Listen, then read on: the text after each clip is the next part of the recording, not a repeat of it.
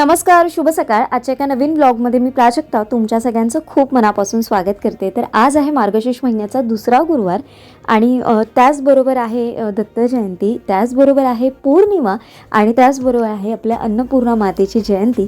तर असा सगळा योग जुळून आलेला आहे आणि आज खूप छान वाटत होतं आणि आज उद्यापन पण करायचं होतं. तर मला असं वाटलं आज या पाचही गोष्टी एकत्र आहेत तर किती छान दिवस आहे आजचा. तर सर्वात आधी मी किचनमध्ये आल्यावर ना गॅस शेगडीची पूजा करून घेते. म्हणजे अन्नपूर्णा मातेची जी पूजा आहे ती तर देवघरामध्ये होईलच माझी, पण मी म्हटलं की सर्वात आधी आपण सुरुवात करायची आधी म्हटलं किचनमध्ये आल्यानंतर शेगडीची पूजा करून घेऊ. म्हणून मी शेगडीला हळद, कुंकू आणि त्याचबरोबर अक्षता आणि फूल वाहून घेणार आहे. आणि त्याचबरोबर मी जे दिवे घेतलेले दोन, तर मी ना दोन्ही साईडला ते साईडला ठेवून घेणार आहे. आणि मी त्यात म्हणजे त्याच्यामध्ये ना अगदी थोडंसं तुपाचे दिवे लावलेत. म्हणजे एक 15-20 मिनटं ते प्रज्वलित होतात ना तेवढेच वेळ लावलेत. म्हणजे मग ते दिवा शांत झाला म्हणजे पटकन शांत देखील होतो दिवा आणि मग तो आपल्याला उचलायला बरा पडतो. नाहीतर मग ना तिथे काम करायला पण थोडासा प्रॉब्लेम होईल. कारण आज नैवेद्याचं जेवण आहे. आजच्या व्लॉगमध्ये तुमच्याबरोबर नैवेद्याचं जेवण शेअर करणार आहे की मी जे काही बनवणार आहे आणि कशा पद्धतीने बनवणार आहे. आज कांदा लसूण विरहित जेवण असणार आहे आणि जेवढ्या लवकर मला झटपट बनवता येईल तेवढा माझा प्रयत्न असणार आहे. तर म्हटलं चला, तुम्हाला असे व्लॉग्स खूप आवडतात बघायला आणि मला तुमची बरेच वेळा रिक्वेस्ट पण येत असते की असे काही व्लॉग शेअर कर प्राजक्ता, आम्हाला खूप आवडतात. तर सर्वात आधी मी हे झाल्यानंतर इथे मी स्वास्तिक काढून घेतलं. मी नेहमी म्हणजे माझ्या लेफ्ट हँड साईडला मी च्या भिंतीवर म्हणजे तिथे आहेत त्या साईडला मी नेहमी काढते, पण आज मी समोर काढून घेतलं आहे. आणि हळद आणि कुंकू असं एकत्रित करून मी त्याचं स्वस्तिक काढते. बऱ्याच वेळ आपण कुंकूने काढतो, पण मी हळद आणि कुंकू असं दोन्ही मिक्स केलं आहे आणि त्याच्यामुळे तुम्हाला तो कलर थोडासा पिवळसर असा दिसतो आहे. म्हणजे अगदी पिवळा पिवळा हळदीसारखा नाही दिसणार, थोडासा ऑरेंज शेडमध्ये दिसतो. आणि ही जी आपली अन्नपूर्णाची जी प्लेट आहे त्याच्यासाठी कमेंट आलेली की ताई ही तू कुठून घेतली. तर माझ्या ऑफिसमध्ये कार्पेंटरचं काम चालू होतं, तर त्या कार्पेंटर होते ना त्यांच्याकडनं मी या पानाच्या शेपची ती कट करून घेतली आणि घरी घेऊन आली. आणि नंतर सचिनने ना त्याला छानपैकी पेंट केलेलं आणि मग मला ते लिहून दिलेलं अन्न हे पूर्ण ब्रह्म. तर घरच्या घरीच ती मी केलेली आहे आणि ती माझ्या किचनमध्ये आज बरेच महिने आहे. तर ही देवपूजेची भांडी घासून घेतली. आता एका साईडला सचिन पण पूजा करून घेतो आणि अशी छोटी छोटी भांडी पूजेची बघायला किती छान वाटतं ना. आणि ती अशी एकदम लखलखीत असतील तर अजून छान वाटतं. म्हणजे आज दिवसाची सुरुवात ना अगदी छान प्रसन्न वातावरणात झालेली. म्हणजे खूप एनर्जी मला या सगळ्या गोष्टींमुळेच मिळालेली होती आजच्या दिवसाच्या सुरुवात करण्यासाठी. आणि खूप म्हणजे आज खूप छान वाटत होतं. सगळं व्यवस्थित पार पण पडलेलं माझं. आज उद्यापन होतं फायनली. आणि आज ना देवीची पूजा मी अगदी साध्या सिंपल पद्धतीत केली आहे बघा. मी आज पूर्ण साडीचं वस्त्र नाही नेसवलं, म्हणजे जी साडी नेसवतो आपण तशी नाही नेसवली. जे माझ्याकडे पिवळ्या रंगाचं वस्त्र होतं, म्हटलं आज अनायसे गुरुवार पण आहे आणि सगळ्या गोष्टी जुळून आल्या, म्हटलं पिवळ्या रंगाचं जे वस्त्र होतं ना तेच मी नेसवलं. आणि मी बाजूला वगैरे पण काही टेबल नाही मांडला. जेवढं त्या टेबलावर बसेल ना तेवढ्याच याने मी म्हणजे पूजा मांडून घेतली साध्या सिंपल पद्धतीत. आणि इथे आपलं जे पारायण करायचं ते साईडला वरती देवपूजा पण तुम्ही बघू शकता झाली आहे. आणि आता आपल्याला मोर्चा वळवायचा आपल्या किचनकडे. तर चला किचनकडे वळूया. तर सर्वात आधी मी ना 4-5 तास पूर्वी चण्याची डाळ आणि मुगाची डाळ मिक्स करून ठेवलेली आणि ती छान भिजली गेलेली आहे. तर व्यवस्थित ना त्याला आता परत एकदा मी धुवून घेते आणि धुवून मग क्लीन करून ती तशीच परत ठेवून देते. मी सर्वात शेवटी भजी करणार आहे, त्याच्यामुळे त्याची काही घाई करणार नाही आहे की मी लवकर म्हणजे वाटून वगैरे घेईन. सर्वात शेवटी करणार आहे. तर सर्वात आधी मी काय करणार आहे ना, पाणी गरम करायला ठेवते. तर मला करायच्या 2 भाज्या, ज्याच्यामध्ये एक भाजी आहे ती फ्लॉवर, मटार, बटाटा आणि म्हणजे फ्लॉवर, मटार, बटाटा असे 3 पदार्थ होतात म्हणून त्याच्यामध्ये मग टमॅटो, मग फ्लॉवर, मटार, बटाटा आणि टमॅटो अशी भाजी करायची आपल्याला. तर फ्लॉवरसाठी ना मी ॲक्च्युली आता थंडी पण आहे ना, किडी वगैरे खूप म्हणजे असं फ्लॉवरमध्ये तर थोड्याशा अळ्या वगैरे कधी कधी असू शकतात. तर फ्लॉवर मी रात्री व्यवस्थित बारीक कापून ठेवलेला, तेव्हा तर मी चेक केलेलं. पण ना आता त्याच्यात थोडंसं गरम पाणी ओतून मी तो तसाच ठेवून देणार आहे. नंतर मग मी तो मिठाच्या पाण्यात वगैरे टाकून ना छानपैकी 2 वेळेस मी व्यवस्थित तो गाळून घेईन. तर आता आपण हे साईडला ठेवू, म्हणजे हे आपलं एक काम होऊन जाईल. त्याच्यानंतर आपण दुसरी तयारी करणार आहोत, ती आपली आहे कुकर लावायची. तर कुकरमध्ये ना मी 2 वेळा कुकर लावणार आहे. एका वेळेस मी फक्त वरणाचं कुकर लावणार आहे आणि भात कसा माहिती आहे ना थंड होऊन जातो, त्याच्यामुळे म्हणून मी म्हटलं की भात सर्वात शेवटी लावते आणि कुकरला काही एवढा पटकन जास्त वेळ लागत नाही. तर इथे मी वरण घेतलं आणि वरण तूर डाळ आणि मूग डाळ अशी मिक्स घेतली. टमॅटोज आज सगळ्या भाज्यांमध्ये वापरायचा आहे, त्याच्यामुळे मी टमॅटो थोडासा वरणामध्ये टाकला आहे आणि जेवढा पाहिजे होता तेवढा मी कापून घेतला आहे बघा. आणि कढीपत्ता आणि मिरची ते पण एकत्र सगळं काढून घेतलं आहे, म्हणजे ते पण एकदाच होईल. सारखं मग फ्रीजमधनं काढा आणि कटिंग करा, त्याच्यामध्ये पण वेळ जातो. आणि जेव्हा असं कंटिन्यू जेवण करायचं असतं ना आपल्याला एकाच याच्यामध्ये सगळं, तेव्हा मग सारखा बराचसा वेळ जातो. त्याच्यामुळे जे चॉपिंगचं काम असतं ना बऱ्याच वेळा मी एकाच वेळेस करून ठेवते, किंवा मग आदल्या दिवशी, किंवा मग जर मला संध्याकाळी करायचं असेल ना तर सकाळी, आणि सकाळी मला सगळं करायचं असेल तर त्या दिवशी आदल्या दिवशी मी सगळी त्याची तयारी करून ठेवते, म्हणजे चॉपिंग वगैरे. म्हणजे निदान भाज्या तरी कांदा टमॅटो वगैरे तर नाही कापत, पण भाज्यांचं जे काही असतं ना ते आदल्या दिवशी करून ठेवते. तर आता मी इथे वरणाचं कुकर लावून घेतलं आहे बघा. आणि आता आपण करून घेऊया ना भाजी फोडणीला टाकून घेऊ. तर पहिली आपण घेवड्याची भाजी फोडणीला टाकून घेऊ. तर मी इथे घेवड्याच्या भाजीसाठी गॅस गरम म्हणजे हे ठेवलं आहे, पॅन ठेवलेला आहे. आणि हा घेवडा आहे तो पण मी ना चिरून घेतला, म्हणजे सकाळीच मी चिरला, हा काय मी काल चिरून ठेवलेला नव्हता. आणि बारीक चिरला. ॲक्च्युली मी बऱ्याच वेळा बघितलं व्हिडिओमध्ये ना ते लांब लांब असतात, पण आमच्याकडे लांब घेवड्याची भाजी नाही केली जात. म्हणजे मला पहिल्यापासून सवय अशी बारीक चिरूनच करायची, म्हणून मग मी बारीक चिरूनच केली. तर आपली जी दुसरी भाजी आहे ना फ्लॉवरची ती तिखटाची होणार आहे, म्हणून मग ही मिरचीची करते मी भाजी. तर फोडणीसाठी मी थोडंसं किंचितशी याच्यामध्ये राई टाकणार आहे आणि त्याचबरोबर आपली जी कढीपत्ता आहे आणि मिरची टाकणार आहे. तर सर्वात आधी मी राई आणि त्याचबरोबर कढीपत्ता हे छान तडतडून घेणार आहे. आणि जी मिरची आहे ना ती मात्र मी फोडणीला टाकणार नाही, कारण काय होतं बऱ्याच वेळा ना ती तिखटपणा खूप जास्त येतो तेलात टाकल्यावर आणि भाजी कधीतरी तिखट होते. आणि सचिनला आहे ना थोडंसं स्पायसी थोडं जरी जास्त असलं ना की त्याला लगेच उचकी चालू होते. आणि आता तो 7 दिवसानंतर म्हणजे त्याचा उपवास सुटेल, म्हणजे त्याने एक धान्यच ठेवलेलं आणि फक्त 2 टाईम ते एकच पदार्थ होता त्याच्या जेवणामध्ये. तर आज पूर्ण जेवण होईल, तर मी म्हटलं थोडंसं कमीच तिखटाचं करूया, म्हणून म्हटलं आज कमी तिखटाचंच आहे. आणि घेवड्याची भाजी आता छान ना वाफेवर शिजवून घ्यायची, आणि वाफेवर शिजलेली घेवड्याची भाजीची टेस्ट अगदी वेगळी येते. जर थोडंसं जरी तुम्ही त्याच्यात पाण्याचा हफका किंवा थोडंसं पाणी ओतून जर ती भाजी शिजवली तर त्याची तेवढी अशी टेस्ट येणार नाही. पण जेवढी तुम्ही छान ती तेलावरती म्हणजे वरतून झाकण ठेवायचं, झाकणावरती तुम्ही त्याच्या पाणी ठेवायचं आणि मंद गॅसवर छान ती एका साईडला शिजू द्यायची.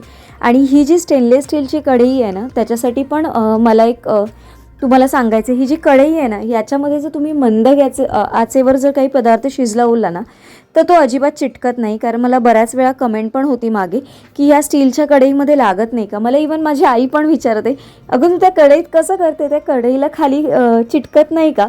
तर मी तिला पण सांगते, अगं नाही, फोडणी घालण्यापुरतं फक्त गॅसची फ्लेम मी मोठी ठेवते, नंतर बऱ्यापैकी ना त्याची मंद म्हणजे कमी आचेवर मी त्याच्यामध्ये कुठलंही काही शिजवते. मोस्ट ऑफ ना मी तो तिखटाच्या भाजी किंवा सारासाठी वगैरे ती कढई वापरते स्टीलची, आणि त्याची क्वालिटी एक्सिलेंट आहे, खूप छान क्वालिटी आलेली आहे त्याची. तर आता माझी ही पद्धत बघा या भाजीची. तर इथे मी फ्लॉवर, मटार, बटाटा आणि टमॅटो हे सगळं एका बाउलमध्ये मिक्स केलेलं आहे.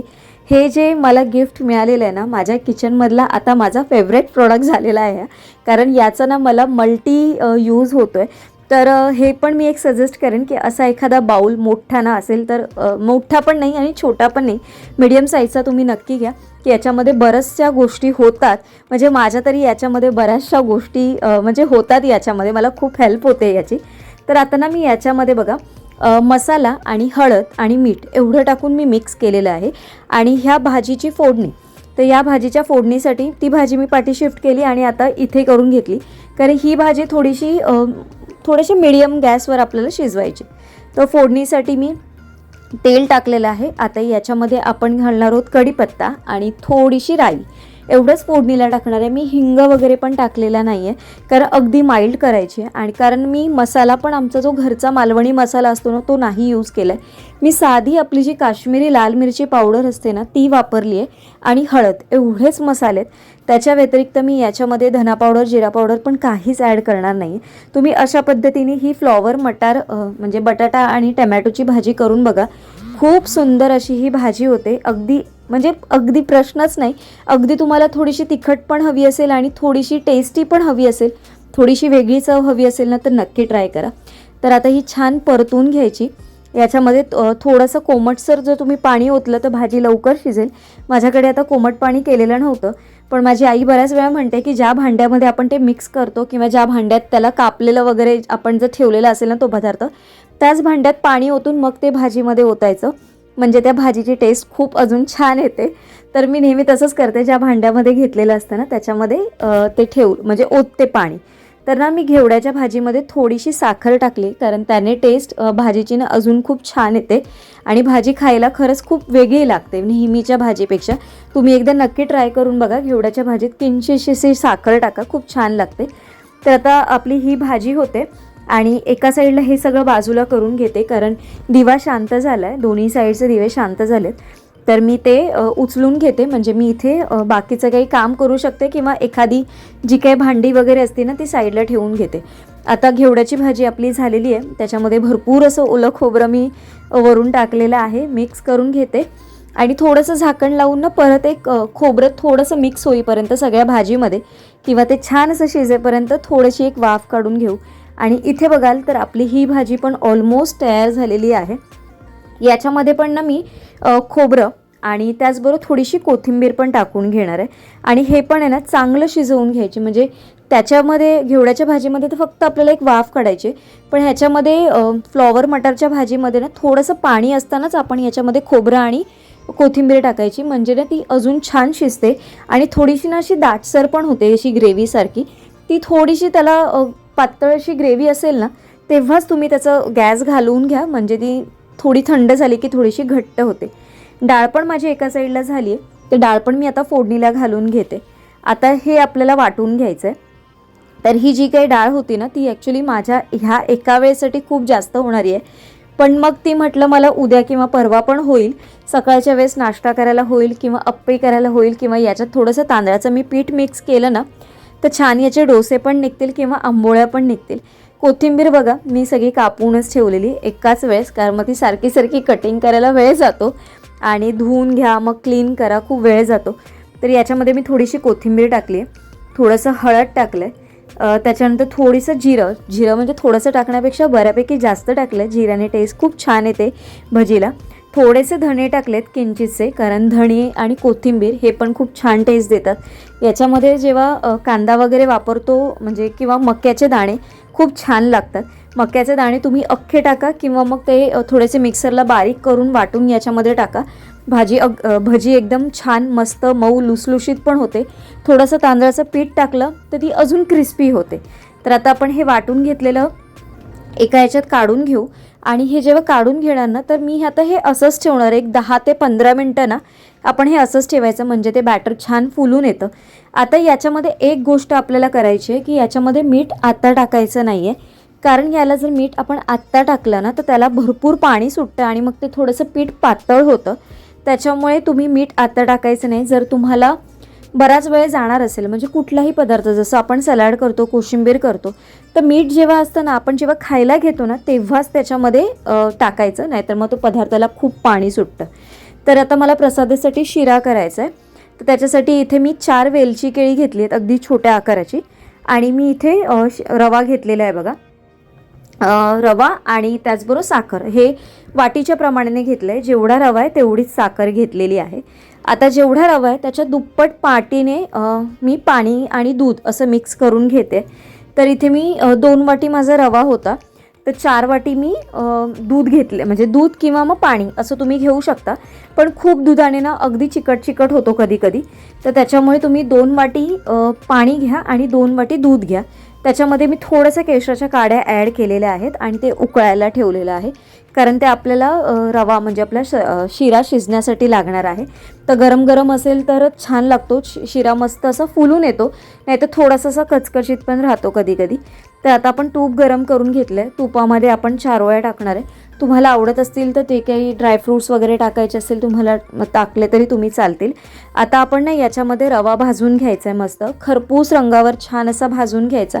जेवढा तो छान खरपूस भाजेल ना त्याची टेस्ट खूप छान येते. शिऱ्याची ना डिटेल रेसिपी मी एका शॉर्ट व्हिडिओमध्ये शेअर केलेली आहे आणि जर तुम्ही बघितलं शॉर्ट्स म्हणजे जे शॉर्ट्स व्हिडिओचा जो भाग आहे आपला, तिथे जर जाऊन तुम्हाला बघितलं ना तुम्ही, तर तुम्हाला डिटेलमध्ये त्याची व्यवस्थित बघायला मिळेल आणि त्याच्यामध्ये पण मी प्रमाण वगैरे अगदी व्यवस्थित सांगितलेलं आहे. आता आपला रवा छान खरपूस रंगावर भाजलेला आहे. आता आपण याच्यामध्ये जी कच्ची म्हणते जी वेलची केळी घेतलेली आहेत 4, ती याच्यामध्ये टाकायची आहे. जेव्हा आपण 1 किलोचं करतो ना तेव्हा 3 ते 4 मोठी केळी टाकावी लागतात. आता मी छोटी घेतली आणि ऑलमोस्ट हा माझा अर्धा किलोच्या मापाचा शिरा असेल, म्हणजे वाटी माझी तेवढीच आहे, म्हणजे पाव किलोची ती माझी मापाची आहे वाटी. त्या ह्याने मी 2 वाटी घेतलेला आहे, म्हणजे ऑलमोस्ट हा अर्धा किलो शिरा आहे. रवा आपण बनवणार आहोत. तर आता छान खरपूस रंगावर केळं छान भाजलं ना की त्याचा वास अगदी सुगंधानं अगदी सगळीकडे पसरला जातो केळं भाजता भाजता. आणि मग याच्यामध्ये ना आता आपण दूध ओतून घ्यायचं. दूध हळूहळू करून ओतून घ्यायचं. ॲक्च्युली कढई थोडी मला अजून मोठी घ्यायला पाहिजे होती, पण याच्यापेक्षा मोठी कढई मी म्हटलं नको, याच्यामध्ये येईल माझ्या अंदाजाप्रमाणे, म्हणून मग मी ही कढई घेतली. पण मला असं वाटतं थोडीशी मोठी कढई असली असती ना तर अजून छान व्यवस्थित छान झाला असता शिरा, पण याच्यामध्ये पण खूप छान झाला. थोडीशी एक वाफ काढून घेतली आणि तुम्ही बघू शकता बाजूने छान असं तूप सुटलेलं आहे. आता मिक्स करून घेतलं आणि आता आपण याच्यामध्ये साखर ओतून घ्यायचे. जेवढा रवा होता तेवढीच आपल्याला साखर घ्यायची आणि साखर सर्वात शेवटीच टाकायची, कारण मग सगळा रवा शिजला ना की मग साखर टाकली की साखरेच्या याने तो अजून मऊ होतो आणि त्याला ना अजून तो छान सॉफ्ट असा शिजला जातो. तर आपण साखर टाकून घेतणार आणि ना मी काय करणार आहे, शिरा आपला झालेला आहे, त्याच्यानंतर सर्वात शेवटी वेलची पावडर वगैरे टाकायची आणि शिरा मस्त झालेला आहे. आता मी काय केलं ना, शिरा थोडासा ओपनच ठेवला आहे. त्याच्यावर मी झाकण ठेवलं असतं ना तर त्याची ना वाफ ना सगळी आतमध्ये गेली असती आणि बाजूला ना शिऱ्यामध्ये पाणी सुटलं असतं खूप जास्त, म्हणून मी शिरा थोडा वेळ ओपन ठेवला. नंतर मी थोड्या वेळाने त्याच्यावर झाकण ठेवेन. तर आता करायची भजी आपल्याला. तर भजी करताना मी आता याच्यामध्ये मीठ थोडंसं टाकून घेतलं आहे चवीप्रमाणे आणि मीठ टाकून घेतल्यानंतर सगळं मिक्स करून घ्यायचं. वरून थोडीशी मी परत कोथिंबीर मगाशी टाकले, तुम्हाला पाहिजे असेल तर वरून थोडीशी अजून कोथिंबीर टाका. आणि जसं मी म्हटलं आहे तुम्हाला, तुमच्या आवडीनुसार तुम्हाला तांदळाचं पीठ वगैरे पण ॲड करायचं असेल त्याच्यामध्ये तर तुम्ही ॲड करू शकता. आणि भजी ना याची खरंच अगदी छान फुलतात. मी ॲक्च्युली हे बघा घाईघाईत ना काल का परवा माझ्याकडनं असा चटका लागून गेला आणि मला कळलं देखील नाही. आता बांगडी घालायची ना तर खरंच खूप प्रॉब्लेम होतो आहे तिथे. मी अशी नाही पाठीमागे लावू पण नाही शकत आणि गॅसच्या इथे एवढं असं काम करताना ना हातावरती बांगडीवरती ना वगैरे खूप असे गरम होते. मग त्याच्यामुळे कधीतरी भीती वाटते मला, कारण ती काच असते बांगडीची. पण थोडंसं मी मागे टाकून आज काम केलं आहे सगळं. तर भजी करून घेऊया आता आपण. आणि भजी ना याला वेळ नाही लागत, दोन्ही साईडने मी हळूहळू करून घेणार आहे. एका साईडला झाला आहे बघा शिरा, जवळजवळ 15 मिनटं झाली आहेत माझी शिरा, म्हणजे बऱ्यापैकी तो आता थंड झालं आहे, खूप जास्त असा गरम नाही आहे, म्हणून त्याच्यावर झाकण ठेवून घेतलं. आणि ते बघता बघता आपली भजी पण तयार झाली. आता मला करायचं आहे नैवेद्याच्या ताटाची तयारी. मी पापड वगैरे नाही तळले, कारण माझ्याकडे ॲक्च्युली पापड वगैरे आणलेले म्हणजे तळले म्हणजे नव्हतेच आणलेले. माझ्याकडे ते रिंग्स वगैरे येतात ना, ते लहान मुलं खातात ते नळ्या बोलतो ना आपण त्याला, ते होतं. त्याला काय म्हणतात आता मला शब्द आठवत नाही आहे, पण ते होतं माझ्याकडे. पण मग मी ते म्हटलं की नको तळायला, आता आपण फक्त भजीच तळू. तर इथे ना मी नैवेद्यासाठी हे 51 बुंदीचे लाडू घेतलेत आणि थोडा प्रसादाचा शिरा घेतला आहे. याच्यावर तुळशी पान मला ठेवायचं आहे. आणि हे जे आहे ना, मला नैवेद्य, हा जो नैवेद्य आहे ना हा मला वाटायचा आहे. 51 लाडू आहेत ते, आणि ते तिथपर्यंत मला मठामध्ये घेऊन पण जायचे आहेत. तर इथे नैवेद्य 4 नैवेद्य आम्ही काढलेले, तर ते नैवेद्य ठेवून घेतला. आणि त्याच्यानंतर हा पण नैवेद्य आम्ही दाखवलेला स्वामींच्या इथे. आणि हा आता ना आम्ही पॅक करतो आहे बघा. मी अशा पद्धतीने पॅक केलं आहे, म्हणजे इंडिव्हिज्युअल पॅकेटमध्ये एक लाडू, आणि त्याचबरोबर आपण जो प्रसाद केलेला शिरा त्याचा थोडा प्रसाद मी याच्यामध्ये ओतून घेऊन ना असे आम्ही 51 पॅकेट तयार केले. आणि मग सचिन नंतर मठात जाऊन आला, तिथे स्वामींचं दर्शन पण झालं. म्हटलं त्याला होईल आणि हा प्रसाद पण आपल्याकडनं दिला जाईल, असं थोडासा आम्ही विचार करून मग असं सगळं केलेलं होतं. तर आजचा ब्लॉग म्हणजे मी माझ्याकडनं पूर्णपणे प्रयत्न केला आहे, जसा मला जमेल तसा वेळात वेळ काढून तुमच्याबरोबर शेअर करण्याचा प्रयत्न केला आहे. तुम्हाला आवडला असेल अशी आशा करते. तर आजचा व्हिडिओ मी इथेच एंड करते.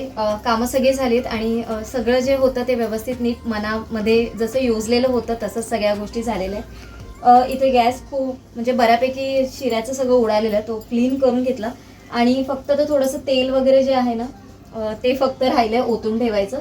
आणि हे जे काचेचं जे होतं ते आता घासायचं राहिलं आहे. तर बाकीची भांडी तर मी घासून घेतली आणि आता उपवास सोडायचा आहे आणि आज गुरुवार पण आहे. नैवेद्य वगैरे सगळं माझं दाखवून झालं आहे, मठामध्ये पण जाऊन वगैरे झालेलं आहे. विचार करते उद्या जायचा. आज सचिनच फक्त गेलेला, उद्या आम्हाला दोघांचा म्हणजे असं विचार आहे, चाललं आहे उद्या मठात जायचं. बघू जमतं की नाही. जमलं काही शूट करायला तर नक्की शेअर करेन. आजचा व्हिडिओ तुम्हाला कसा वाटला मला नक्की कमेंट करून सांगा. काही सजेशन असेल ते देखील मला नक्की सांगा. उद्या एका छानशा ब्लॉगमध्ये भेटते. आजचा ब्लॉग इथे सेंड करते. सर्वांना Shri Swami Samarth. Bye bye and take care.